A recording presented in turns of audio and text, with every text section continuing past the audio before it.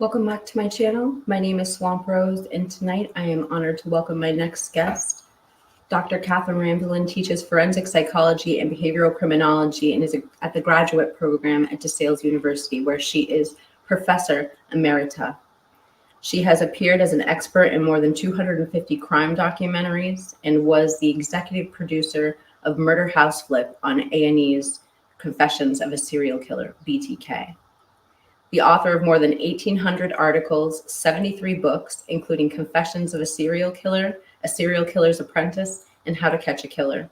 She plans a regular blog for Psychology Today and has also written a fictional series based on the female forensic psychologist Annie Hunter, who consults on death investigations.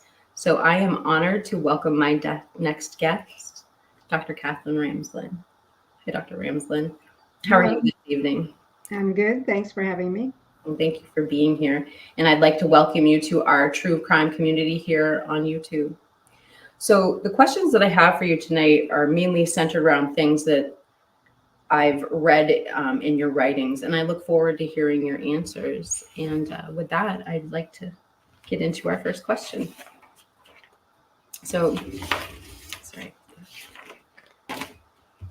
So Dr. Ramsland, would you please explain to my audience the practice of a forensic psychologist? Okay, well, forensic psychology covers a lot of areas. It could be a professor, it could be a prison psychologist, it could be someone working in a psychiatric hospital, it could be a researcher. So there's many different ways you can participate in this discipline. But primarily people when they think of a forensic psychologist, they're thinking of a clinician, someone in private practice who probably has an association with the courts, will do mental health assessments, mental state assessments, and testify. Those are the things that people are most familiar with. But it's really anything where psychology intersects with the legal and investigative system.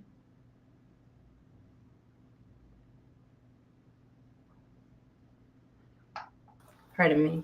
What are some common misconceptions regarding the scope of your practice of forensic psychology? Common misperceptions about forensic psychology are that forensic psychologists act as profilers. In fact, profilers act as profilers. They may or may not have background in psychology. They're not generally considered psychologists, and clinicians are not generally profilers, though they may consult.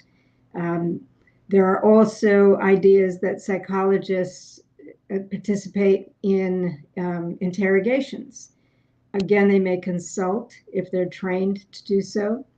There are misconceptions that psychologists can always spot a liar, that they have a particular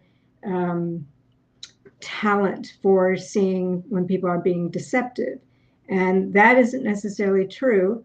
There are psychologists who are researchers on deception, who know a lot more about it than most people, but the idea that in general, a psychologist has any special ability to spot a lie is erroneous. So there's quite a few misconceptions, but you see these things popping up in TV shows and novels from time to time, and movies. Yes, definitely. Thank you for clearing that up. You also write a blog for Psychology Today, and I was reading one of your blogs and it was titled, Why It's So Hard to Predict a Psychopath. And I found this article fascinating and very educational. So you wrote about some cultural misconceptions that psychopaths have a specific traits or habits. And then the article goes on to read, modern culture is full of supposed research findings about psychopaths, claiming that such things as their preference for black coffee, dark chocolate, cryptocurrency, and business majors. Do any of the generalizations that I just mentioned help predict a psychopath? They really don't. I have found that most of the studies that they claim these ideas are based on are flawed. They're not representative. Often the sample size is too small or it's skewed. For example, there was a recent one. You can tell a female psychopath because she doesn't move her head when you're in conversation. And that was based on, I think, a sample size of 218 people who were incarcerated. So that's not representative. You can't generalize to a large population from something as small as that, and especially if it's not a random sample. So many of these studies are flawed, but they get headlines, and that's the thing. If you say, oh, if you drink black coffee or like dark chocolate, you're more likely to be a psychopath, it grabs people's attention.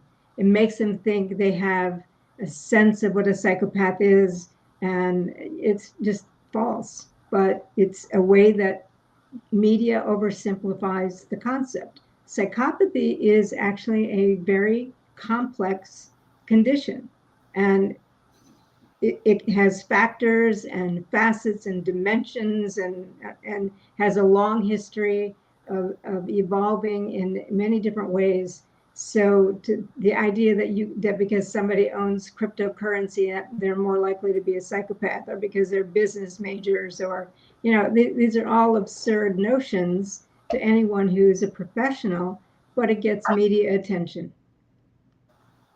Yeah, and it's got so much media attention that it really grabbed my attention, because I have read those things before, and it just was such a fascinating read, and I highly recommend it for anyone that's listening. And my mods are going to link both her blog in Psychology Today and her Substack below if you want to read more of Dr. Ramsland's writings and articles. So for my next question to you, I've read in some instances that law enforcement has turned to serial killers for help investigating unsolved murder cases. Based on your research, should law enforcement use serial killers' unique insights to evaluate crime scenes or files? Yeah, the idea that a serial killer has unique insight in a way that helps investigations is more of a fiction than reality. We have certainly had some cases. The most famous is Ted Bundy contacting the Seattle task force on the Green River killer in the 1980s. Bundy at this point was in prison. He had already been convicted. He had death sentences, probably bored, looking for things to do. And he offered his help. And so they thought, well, it'd be worth going to talk with him at the very least to get, and this is before he had made any confessions. So they thought it would be worth talking to him because he'd probably reveal a lot of things about his own MO, which is exactly what happened. It did not help them figure out who the Green River killer was. Another one was in California. They were trying to use a serial killer who was part of a team, the Bittaker and Norris team. They're trying to use insights from Norris to catch a guy named Bill Bonin.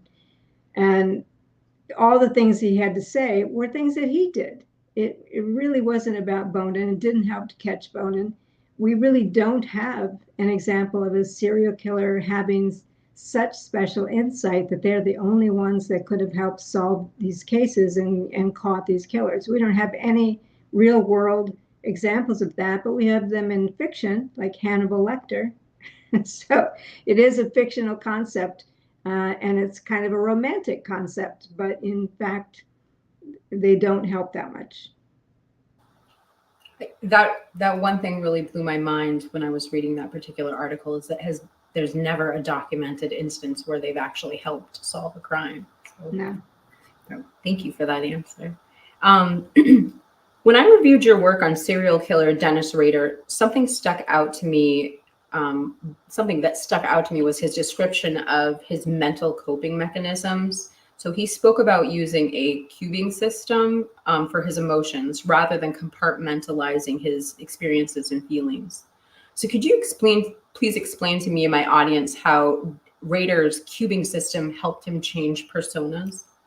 Okay, well, we should probably give some context for Rader. He was a serial killer in Wichita, Kansas between 1974 and 1991. He killed 10 people. His first was a family of 4, and thereafter he killed single women and an attempted murder on the brother of one of those women. So he also was a family man, president of his church council, held down a full-time job, good neighbor, good father, etc. So he had this obvious dark side that nobody who knew him saw. And when I got the opportunity to work with him for 5 years on his autobiography, he wanted to write about becoming a serial killer. And he kept talking about something he called cooping, Couping, cooping. And I finally figured out that he meant cubing. And so I was able to see what he was talking about. He presented this as a variety of life frames that he could move in and out of as a situation demanded. So if you think of a cube with multiple sides to it, and each of those sides represents one of his life frames or his space or his facade or persona. And you think about when he's home, he can be the husband and father. That's one side, but if he's out trolling around, stalking someone, suddenly the cube turns and he shows a different face.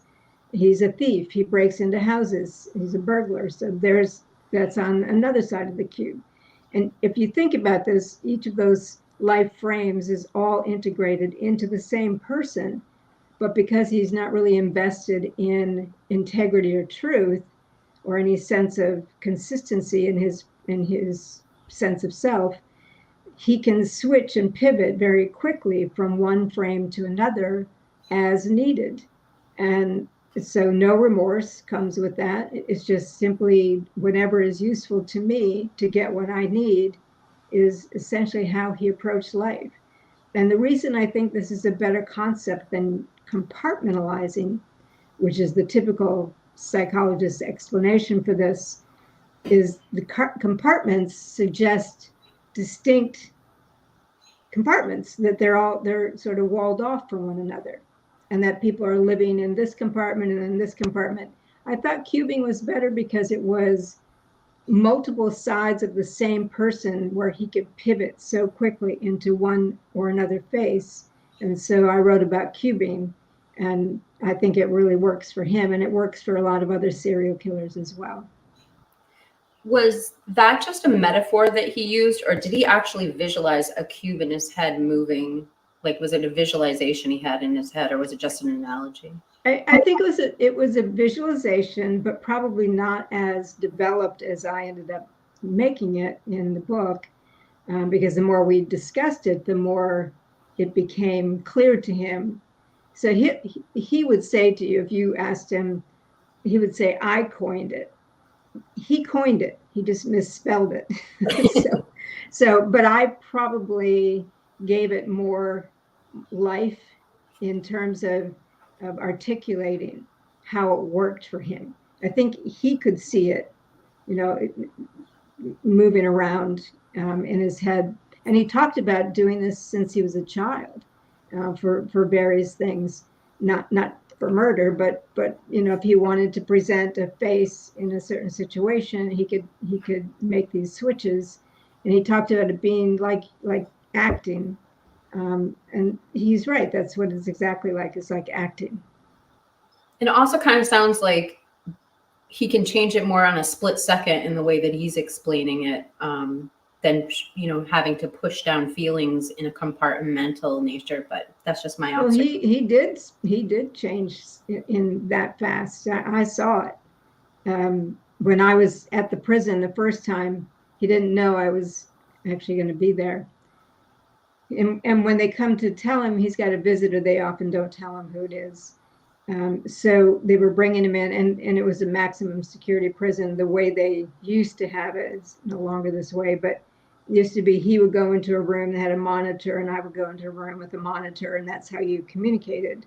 So you're not in the same room. It's not like a glass divider, how you see in movies and stuff.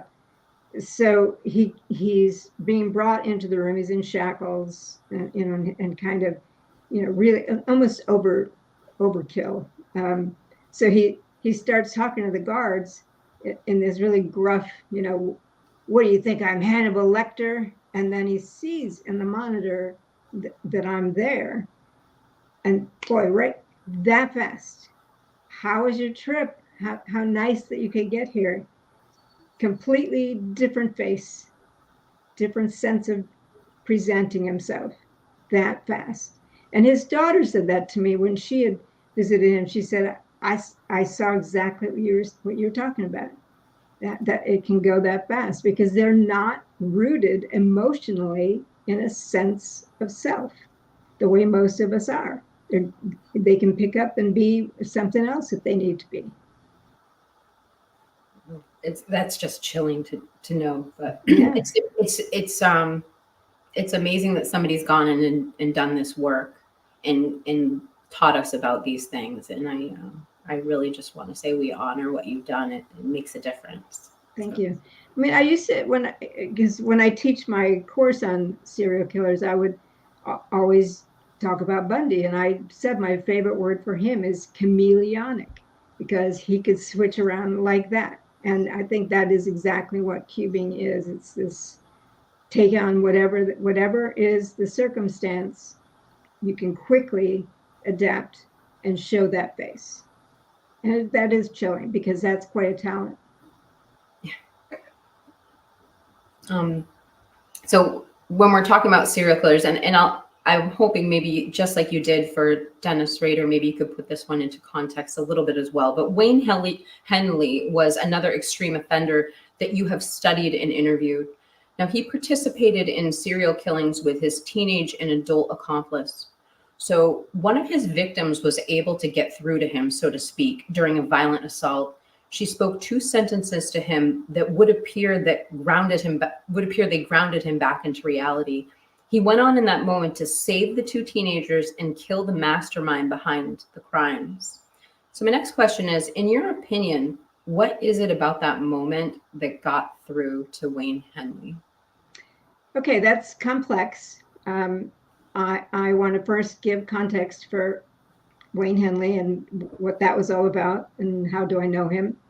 The Dean Corll, during the early 1970s in Houston, Texas, was looking for teenage boys that he could torture, assault, rape, murder, and get rid of.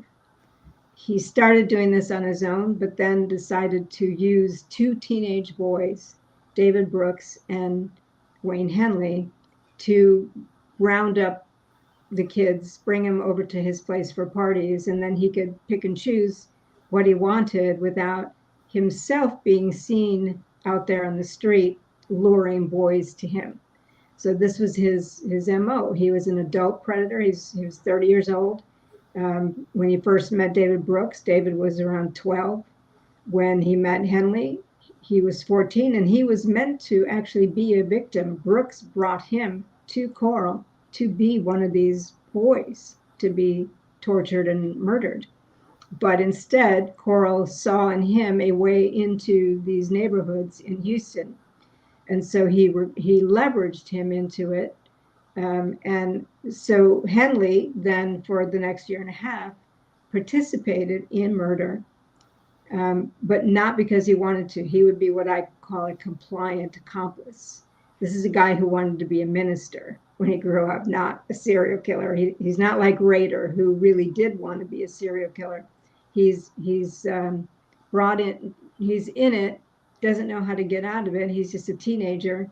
And so finally, on the night that he brought 2 kids with him to party at Corll's house, Rhonda was one of them.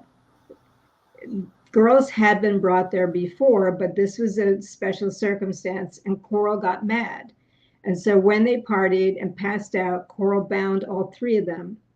And when they woke up, he said he was going to kill them. He was going to have his fun and then kill them all. Wayne managed to talk his way out of, having Corll helping him with the other 2. And so Corll unbound him and happened to put his gun down on the table. And Wayne was supposed to, there were 2. There was a guy, Tim, that Corll was going to rape and kill. And there was Rhonda, a girl who was a friend of Henley's. She wasn't, I wouldn't call her a victim of his. She was a friend of his that he was helping because she was trying to run away. But his task was to rape her and kill her. She said to him, you're not going to do this. This can't be real. And what I think kicked in for him was the fact that he had been raised by his mother and grandmother, primarily. His father was an abusive alcoholic who had abandoned the family. His mother and grandmother primarily raised him to take care of women. And I think when Rhonda said that to him, there was a sense of duty to her, that he had to do something. And he was high, he was wiped out, but he picked up the gun and he told Coral, back off. You're not going to keep killing my friends. And I think he expected Coral to just sort of, okay, and then let them go. But instead, Coral said, go ahead, Wayne, kill me, and rushed him. So he shot him and shot him multiple times until he fell, because that's what Coral had trained him to do. If you start shooting, you don't stop until that person's down. So Coral kind of set up his own execution, and that was the end of that. Wayne is the only accomplice of a serial killer who killed the adult predator to end it. And then they called police, turned themselves in, and right away he said there are bodies in his boat shed. Had he said nothing at all, they would have never found the bodies, because they were buried in a boat shed, on a beach, and out on a lake property. They would have known nothing, and he would have been a hero. He saved these two kids and saved himself and killed this predator. But instead, he wanted the police to know that there were bodies, and there were 28 bodies that he had, and some of which he had helped to kill and bury, some of which David Brooks had helped to kill and bury, but some of them had been Coral alone. So it's an interesting and complex case. But with Henley, and he talked with me for over a year, we wrote the Serial Killer's Apprentice, because he's been in prison 50 years. Because with Coral dead, somebody had to pay for this. And so he was prosecuted and he got 6 life sentences. He's in Texas. So he wanted to have a book about what happened to him as a cautionary tale for kids today, because adult predators are out there, not just prey, not just kids they want to assault. They are looking for partners, and kids are vulnerable. And so a lot of the book is about what can you do to protect yourself, and it's for teachers, parents, counselors, to help kids be wise and to help parents be wise, because one of the things an adult predator does is groom the community to think he's a great guy. And everybody thought that about Dean Coral. While he's picking off all these boys in these neighborhoods, they all thought he was a big brother type, a wonderful guy. And to their great surprise, he was, in fact, a rapist and a killer. Well, it's interesting. Although when I prepare for this question, I didn't realize that he was the only documented person to ever turn on his, I guess, mastermind is the right word. Well, others have turned on them. He's the only one that killed his murder mentor. The case was it was a very emotional read for me, and I came up with 2 questions after I read that, just to follow up on Wayne Henley, if you could. So in the case of 17-year-old Wayne Henley, I believe he was 17 when he was arrested, he had deep remorse for his crimes. And I hadn't read that before, just on a side note. So I have 2 questions for you about that. I'll ask you both of them at the same time. Can you please explain the power of coercion on a minor when they're threatened and isolated? And 2, in your experience, how frequently do extreme offenders feel remorse for their crimes? Okay, so let me back up a little bit. One of the reasons you have not heard that from Wayne Henley is people have accepted the very first book that was written on the case by Jack Olson, The Man with the Candy. They've accepted that as the truth about the case. However, my co-author and I have discovered a lot more stuff about the case than Olson ever had. His book was published in 1974, like 6 months after Henley was arrested, even before the trials. So and it was based largely on police reports. I have all those police reports. They're full of holes, full of errors. So unfortunately, what has come to be understood about that case is based on a book that had numerous flaws, including chronological flaws and identification of victim flaws. So that's been one problem. Wayne has tried giving interviews where he wanted to be clear and set the record straight, and often those interviews turned into something awful. Like I'll tell you, one was Montel Williams. He had a talk show, and he managed to get the prison to let him interview Henley. And so what he did then was told his audience that he talked to him for an hour, and it was just so awful that he couldn't air any of it. It was all a lie for sensation. So that's often what happened to Henley, and that's all documented in the book, the various ways he has tried to talk with reporters and how that's, in fact, I'll tell you, I said many times to him, I can't believe you're doing this with me, because so many people have betrayed you when you've tried to talk with them and they've twisted it into something else. And again, that twist comes from a bias that starts with Jack Olson's book. And I've even been the recipient of it. People tell me I don't know what I'm talking about. I've got all this documented facts, but they have that old story in their head, and they don't want to budge and consider that there is new information that changes that story. I mean, this is happening with crime cases all over the place. All these old narratives are shifting as we develop new ideas about some of these killers, but it takes a lot to change people's minds. So then another part of your question was about kids being vulnerable to coercion, I think. Kids are, we know a lot now about the juvenile brain. This is also part of what I talk about in the book. The juvenile brain is often impulsive, doesn't think long-term, emotional, subject to peer pressure. When Wayne was first involved in a murder with Coral, he didn't know what to do. He was 15 years old. He thought the police would never listen to him because he was 15 and Coral was an adult. And he just didn't know what to do. And when he did not do anything, when he didn't go to the police, and by the way, they wouldn't have believed him, that he had no choice but to do what Coral wanted. And when he did finally tell them, when he killed Coral and did tell them that he knew about bodies buried in a boat shed, they didn't believe him. They did not believe him until he named the names of kids who were on a missing persons list. And finally, they started thinking, well, maybe we better check this out. So he wasn't wrong. And this is a problem. Kids try to tell adults things and they're not listened to. And Wayne has an appeal at the end of the book.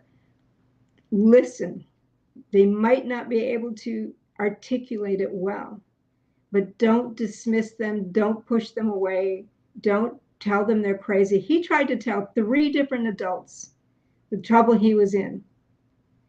They thought he was high or crazy, or, he even wrote out a confession and gave it to his mother, and she threw it away. So why wouldn't he think there's nowhere to turn? These are all things nobody knows about him because nobody has ever interviewed him in depth like this. And these are the things that our kids are facing.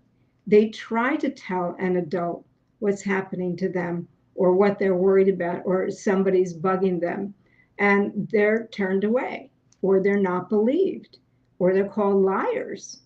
And then they don't have any place to turn. They have limited resources, limited vision in terms of life experience.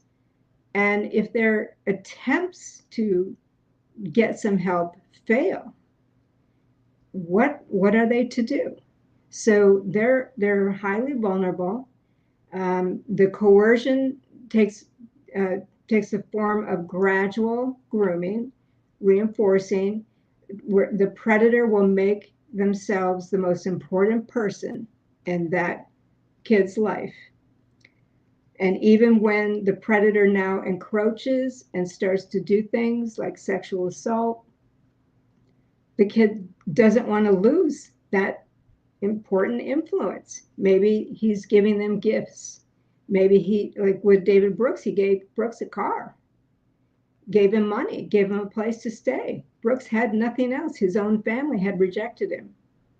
So, okay, if I have to bury a few bodies in order to have stability and security and a guy who respects me when nobody else has.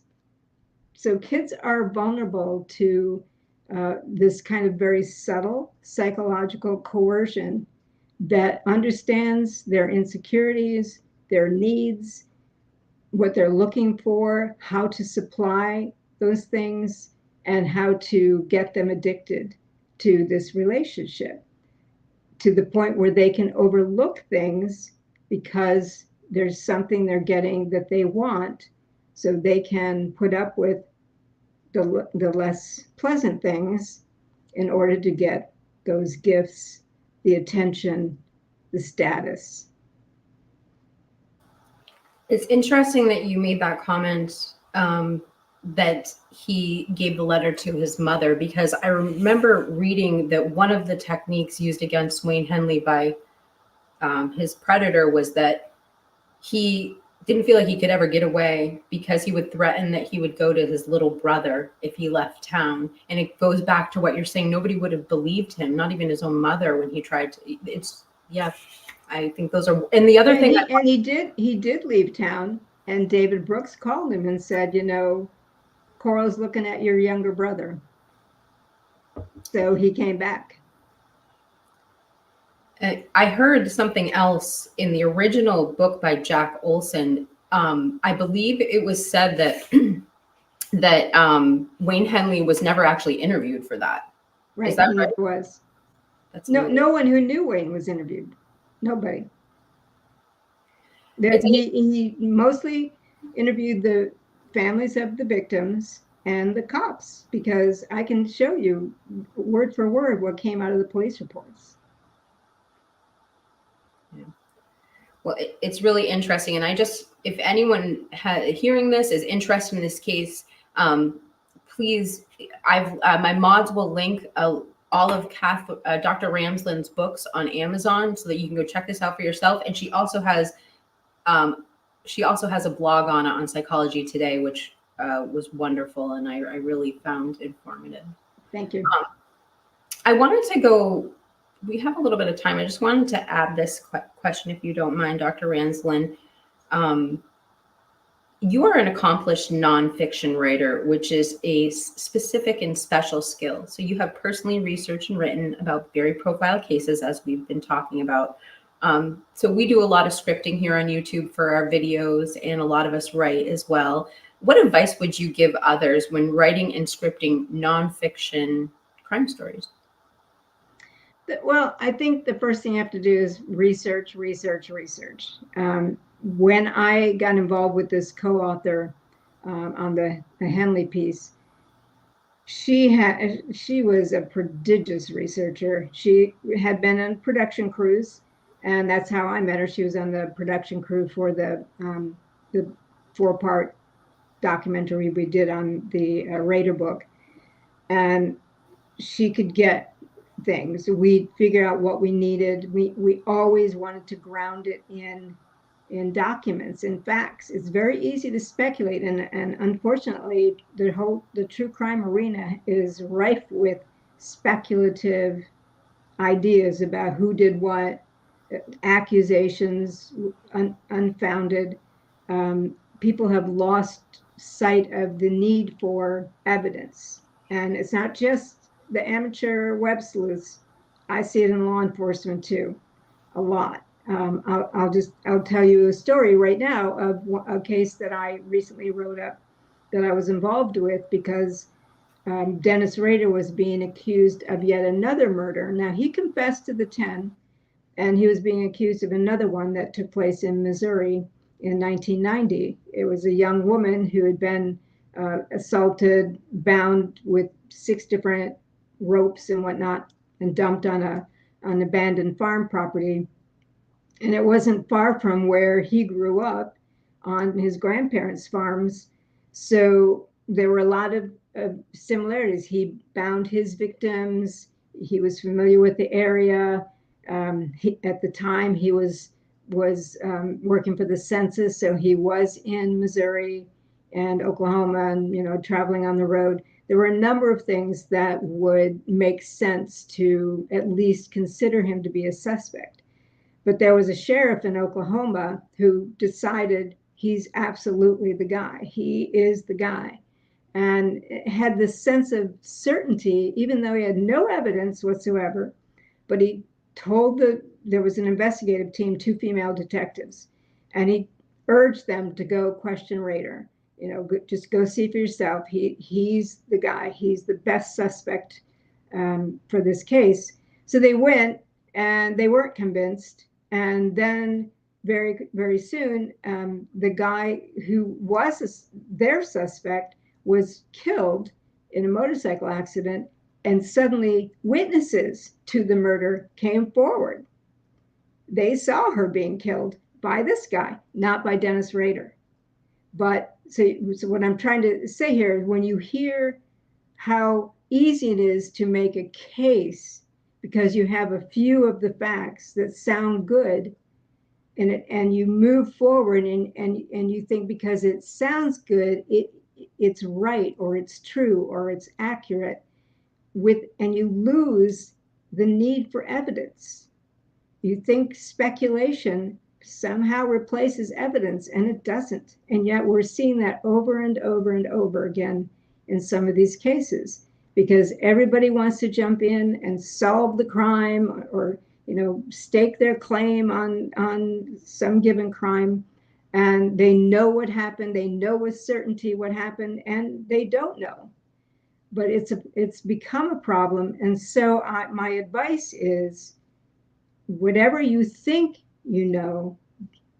make sure you understand that you may not have all the facts you need to make the case you're trying to make.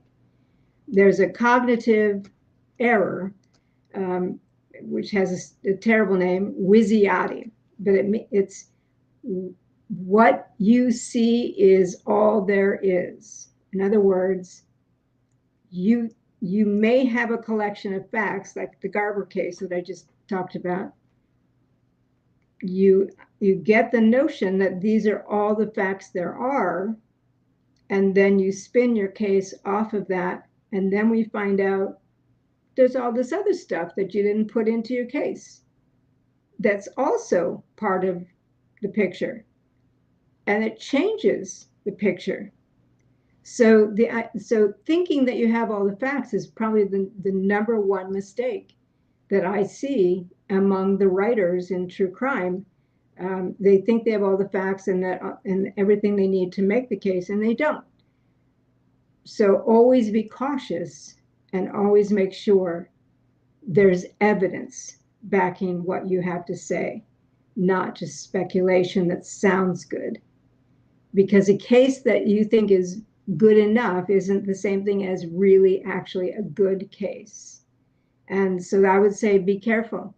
Research, run down leads, talk to people involved as much as they'll talk to you, and get a solid sense of what it is you're writing about. Don't be hasty. I think part of it is people want to rush to judgment. They want to get their podcast or their book or their article or whatever out there as fast as possible, and they make mistakes along the way. Thank you so much. That's obviously something that all of us are able to take to the bank and use on our YouTube channels. And I appreciate that advice so much.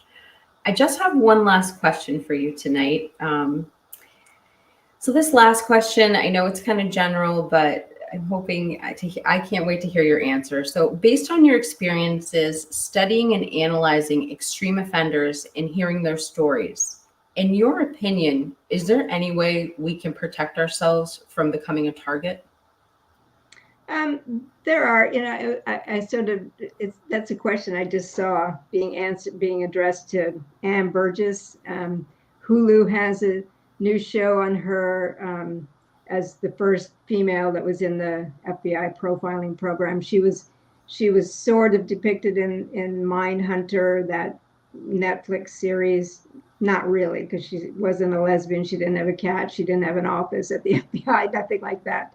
But she has a book out, and so they made a documentary, and they asked her that question, and she said, "Get a German Shepherd." And I thought that's not actually practical for most people, and not everybody likes dogs. That's not really a way to protect yourself.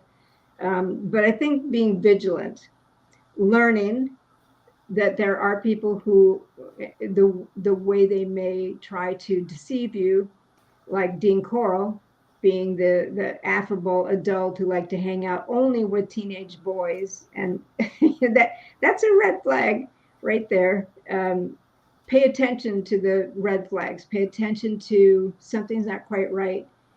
If you have any sense that something is out of place, or maybe you shouldn't go with somebody somewhere, check it out. Thoroughly check it out. Don't second guess yourself on something like that, because that's where people go wrong. They second guess, or they comply because they feel like, oh, I'm going to look stupid if I don't go, or don't do what this person wants me to do. They'll often leverage you in some way. They'll give you a gift, or they'll do you a favor, or they'll put themselves in your world in some way that will make you feel obligated to them, so that they then can get you into a position where you make yourself vulnerable.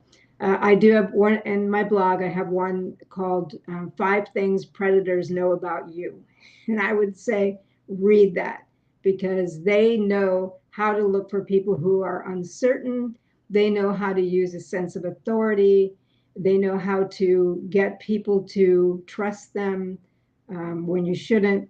So I would say learn as much as you can about how predators operate, and then develop your sense of safety. Get your sense of your skills. Don't do things like, go off with somebody you don't know, to a place you don't know. That's mostly kids who do that, but I think a lot of people can use that advice. Thank you so much for that. But I like your Well, first. let me just add something, because this has happened to me. So because I am in this field and I'm constantly reading about all these things, it has given me a set of skills. For example, if somebody drives up to me, rolls down their window to ask directions, or to ask, I will not step close to the car. If they can't make themselves heard, that's their tough luck, or I'll direct them to a gas station or something like that. Too many predators have done that, where they bring someone close, in part by being, asking questions in a way that are hard to hear. So they'll bring someone close, knowing that people like to help, and then bam, you're pulled into the van or the car. So knowing that, there will never be a time I would step close to someone's car. I don't care if it's a couple or a young mother, or I would never do it, because they will use those things as guises to get you to do something.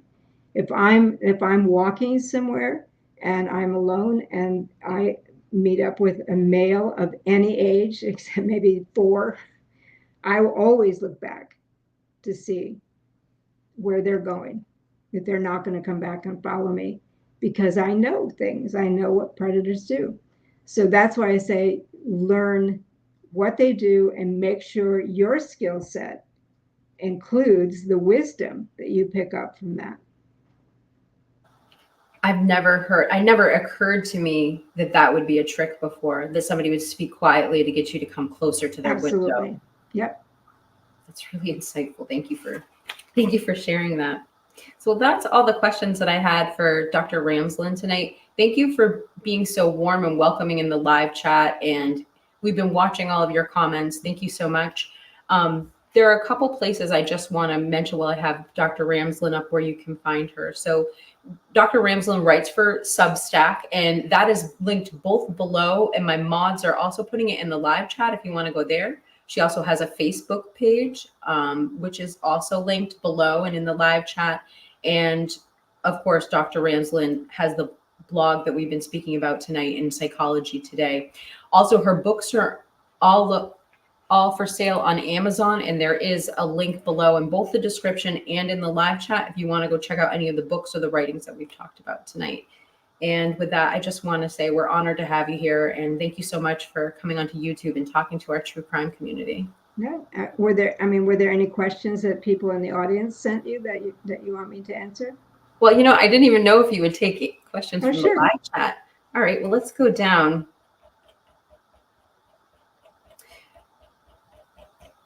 Let me see. Just give me a minute to take a look. Well, Kim Young says, always watch your surroundings. I was getting out of my car alone at night, and I had a guy with a knife to my throat as soon as I opened the door. That's called situational awareness. Be vigilant. Look around you.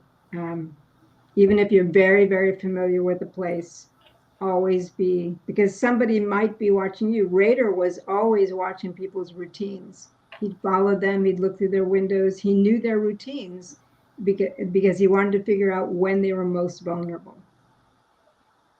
And Rader, you were just talking about how people didn't suspect him, but he was such an upstanding person in his community, right? Like nobody suspected him at all of anything. Even when he was arrested, they went to the courthouse where he was being held and told, this, you have the wrong guy. There's no way. But he was confessing. So. I had a good question right here from Love Tina 2010. Question: give us some of your background on how you decided to become Dr. Ramsland.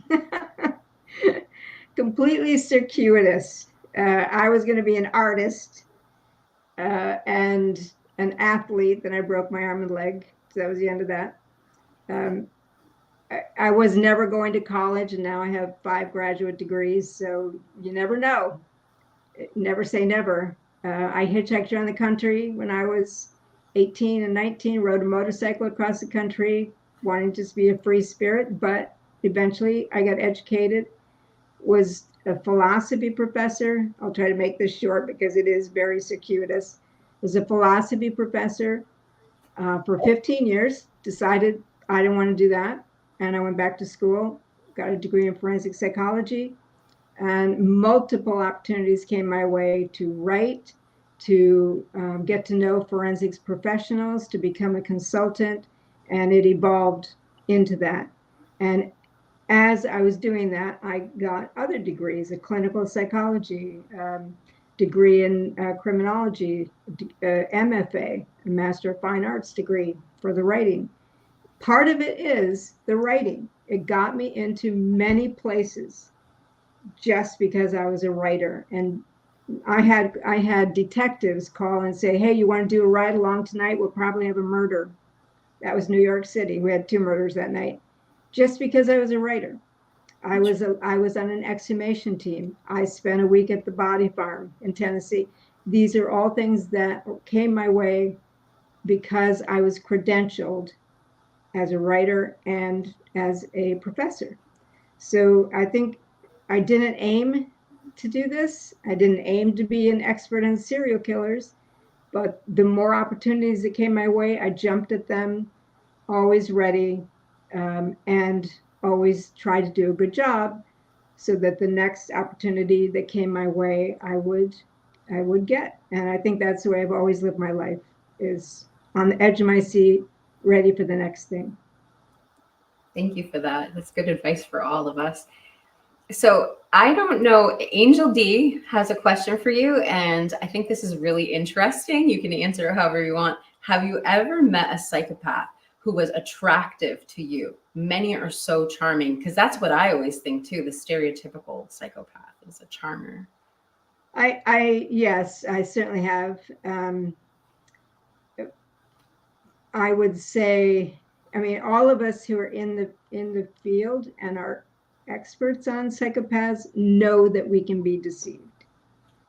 If you ever come to believe that you are so knowledgeable that you can't be manipulated or lied to, you're vulnerable. We're always vigilant. I'm more concerned about some of the other people I've run into that I think are attractive, but are like psychological vampires who just trespass on your boundaries and take and take and take, and they're not necessarily psychopaths. So in my life, they've been much more damaging than a psychopath has. But yeah, I mean, lots of psychopaths are charming and manipulative, and that's what they're vigilant for what is going to work with you, because they always have their own agenda first. They're narcissists, and they're reward oriented, and they will figure out how they can exploit you and take advantage of you for their benefit. They always will.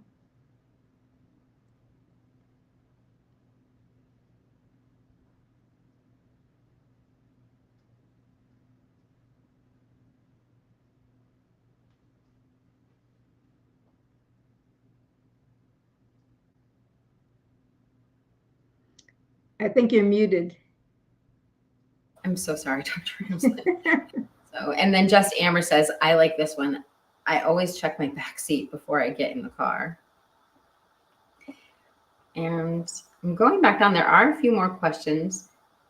Oh, Heather also says, wow, the psychology on that hitchhiking across country into the doctor you are today. Wild. Did you experience things during that time you spent hitchhiking? And yes, I hitchhiked. I was 18, and 5 days out of graduation from high school, just said, I'm heading west. I was in Michigan. I got all the way to Wyoming, and had some potentially dangerous experiences that fortunately didn't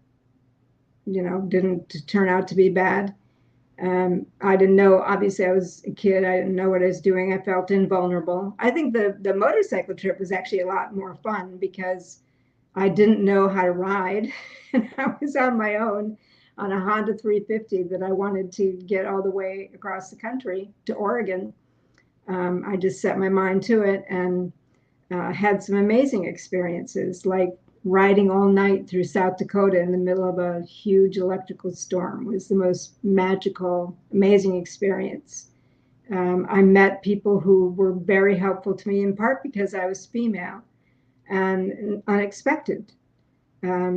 Once I was on a ranch in Wyoming. I just asked if I could put my tent down for the night, and the rancher, got me up before dawn. He had 2 horses saddled and said, come on, you want to see this? And it was sunrise at Devil's Tower. I mean, it's astonishing.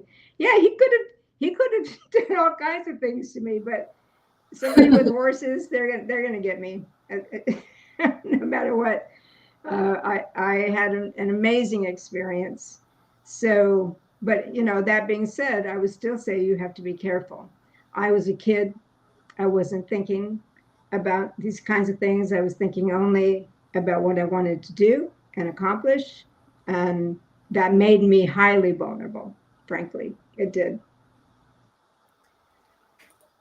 so another one of my mods, Mikey says, studying the darkest minds to ever exist. How has it ever consumed you in a way where you needed to step back, and how do you deal with it after so many years? Yeah, so I've been doing this for about 27, 28 years. very, very much immersed in it. I have friends that I hang out with who, they get it. They get what I'm doing. They read my stuff. It helps to lighten the load. I ride. I walk a lot. I think because it's clinical for me, I don't get that caught up in, like, I spent 5 years working on Dennis Rader's book, but I don't get that caught up. I now have been talking to him for 14 years. I'm not that engaged with him, but the work was important. So I think because it's clinical, it helps to keep it balanced. It doesn't haunt me. It doesn't keep me awake. I don't have nightmares. Sounds like you're very balanced doing that, because not the average person can do it. So, well, the writing helps too. I mean, you're always, and you guys are writers, so you're always expressing yourself. It's a way to make sense of what this is all about. it's very true. Just when you're talking about Dennis Rader, I don't think we touched base on this, but I just wanted to mention, I was reading about the process that you went through to actually visit him in prison, and you went through all these lengths of things, and I don't want to try to remember all of them, but I know there was like an approval through the family, and they were getting him to sign things saying he would profit from it. Could you speak on that just for a moment, the loops that you went through to just be able to start this? Yeah, I mean, there had been a woman who befriended him when he was first arrested in 2005, and she wanted to write this book, and it didn't come out. So I saw her on Facebook 5 years later in 2010 and asked her what happened, and she knew who I was, asked me if I would take it over because she didn't want to do it. But that was the easy part. Then I had to tell the families what I wanted to do, and I did not want to write a book where a serial killer was just going to blah blah blah. I wanted to write a book where whatever he had to say was going to benefit psychology, criminology, and law enforcement. We need him to pay attention to the stuff we need to know that will help us in other ways. And so he was on board for that. But the victims' families were also involved. They had a sort of a consortium, and he had signed his life rights over to them. So I had to agree that they would get the majority of the proceeds, which was fine with me, because for me, the reward was really in doing the work. And so they do get a financial benefit from this. But it took a while. It took several years before we got all the legalities and whatnot into place. And I just have one more question in the chat, and then I think, I won't take any more of your time tonight, Dr. Ramsland. This one came through from Texas Ranger. Has Dr. Ramsland had a chance to interview Joseph D'Angelo? No, he doesn't talk to anybody. He doesn't talk to. And I think, he didn't even really go through a proceeding, because he just said, whatever you think I've done, I plead. So there was no courtroom thing. I mean, there was a hearing where they did a sentencing for him, but we really never got a chance to process that case in terms of the Visalia ransacker, the rapist, the murderer, all the different areas that he allegedly was in. He basically just said, I plead guilty to, blanket everything. So he has, to my knowledge, he has not talked to anybody. And the kind of book that I write is with people who do want to talk. I'm not in there to try to extract things from unwilling participants.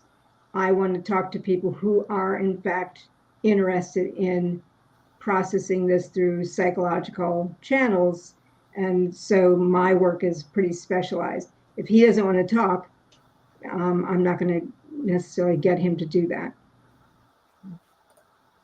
Well, you've been so gracious to take some questions from the live chat. Thank you so much for You're welcome tonight. And thank you for being here. I hope you come back again. And other than that, please, mods, if you drop the link to Dr. Ramsland's, where you can find her again, and please down in the descriptions. And other than that, I hope you have a great weekend. Thank you for joining us tonight. Okay, thanks for having me. Thank you.